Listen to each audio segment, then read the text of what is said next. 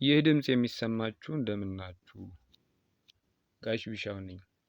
አሜሪካ መንግስቱን፣ አረቦቹ አገሩን ለማፍረስ። አሌክስ አብርሃም እንደጻፈው። ለኢራን ከአሜሪካ የበለጠ ጠላቶቿ ሳውዲና አረብ ኤምሬትስ ናቸው። አሜሪካ የኢራን መንግስት ተወግዶ ከእርሷም ሆነ ከእስራኤል ጋር ሰላማዊ ግንኙነት የሚኖረው ጠንካራ ዲሞክራሲያዊ መንግስት እንዲመሰረት ነው ፍላጎቷ።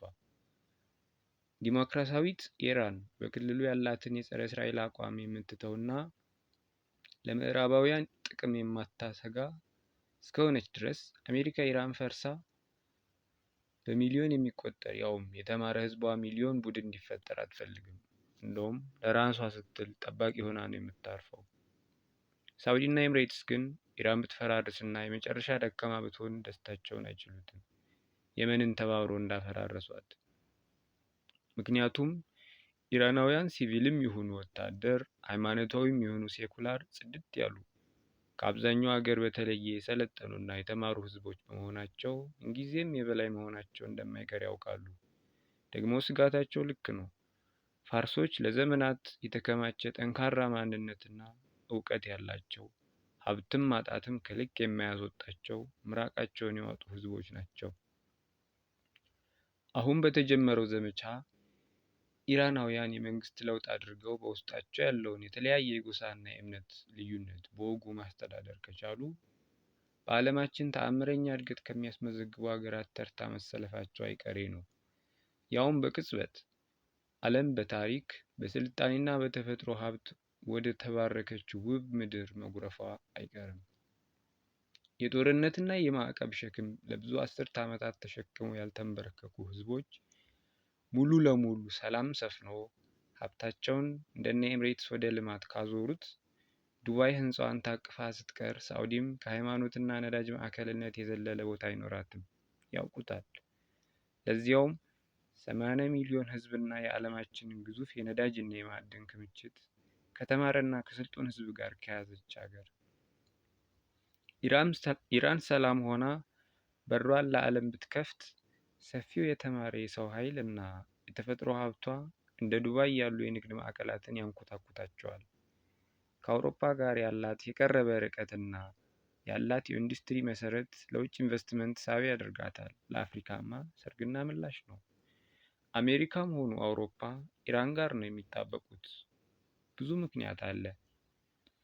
አንድ ብርጭቆ ነዳጅ ባታቀምሳቸው እንኳ ትርፏ ብዙ ነው።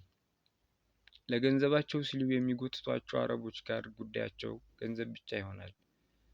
ከገንዘብ ባሻገር በሳይንስና በፖለቲካ እኩያ የምትሆናቸው ሀገር ናት።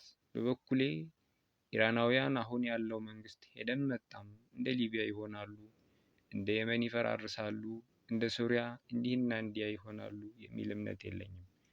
ምክንያቱም እንደ አረቦቹ አይደለም አመሰራረታቸውም ፖለቲካቸውም። የዓለምን እስትንፋስ ከገንዘብ በዘለለ መለካት የሚችል አስገራሚ የሰው ኃይል ሰርተዋል። ምንም እንኳ የኢራን ህዝብ ጠንካራ ማንነት ቢኖረውም ታዲያ እንደ ሀገር ላለመፍረሳቸው ፍጹም ዋስትና አይሆንም። ምክንያቱም በኢራን ውስጥ ያሉ የኩርድ፣ የአዘሪ፣ የባሎችና የአረብ ብሔረሰቦች የውስጥ ልዩነት ጥያቄ በወጉ ካልተያዘና የጎረቤት አገራት ጣልቃ ገብነት ያው ከላይ ያየናቸው ሀብታምና ምቀኛ ጎረቤቶች ክፍተቱን ሊጠቀሙበት ይችላሉ። ማንኛውም ድንገተኛ የመንግስት ለውጥ የቱንም ያህል ህዝቡ የሰለጠነ ቢሆን የጸጥታ መዋቅሩ ከፈረሰ የሽግግር ወቅት ሁከት መፈጠሩ አይቀሬ ነው። ኢራንም ለአጭር ጊዜ ይሄ ገጥማት ይሆናል። በተረፈ ኢራንን ከተለመደው የሽብር ስጋት ትርክት ወጣ ባለ መልኩ እንደ አንድ ትልቅ የስልጣኔ ባለቤትና የወደፊት የኢኮኖሚ ኃይል አድርጎ ማየቱ ለየት ያለ ተስፋ ይሰጣል። ኢራናውያን የውስጥ አንድነታቸውን ጠብቀው ከፖለቲካዊ ማዕቀብ ቢወጡ በመካከለኛው ምስራቅ ያለው የኃይል ሚዛን ሙሉ በሙሉ እንደሚቀየር ጥርጥር የለውም። ፋርሶች በጦርነት ብቻ ሳይሆን በሰላምም ዓለምን የማስደመም ብቃት ያላቸው ህዝቦች ናቸው። ጦርና በላውን ያዘቅዝቅላቸው። እስካሁን ስለተከታተላችሁኝ አመሰግናለሁ። መልካም ቀን። ጋሽ ቢሻው ነበርኩ።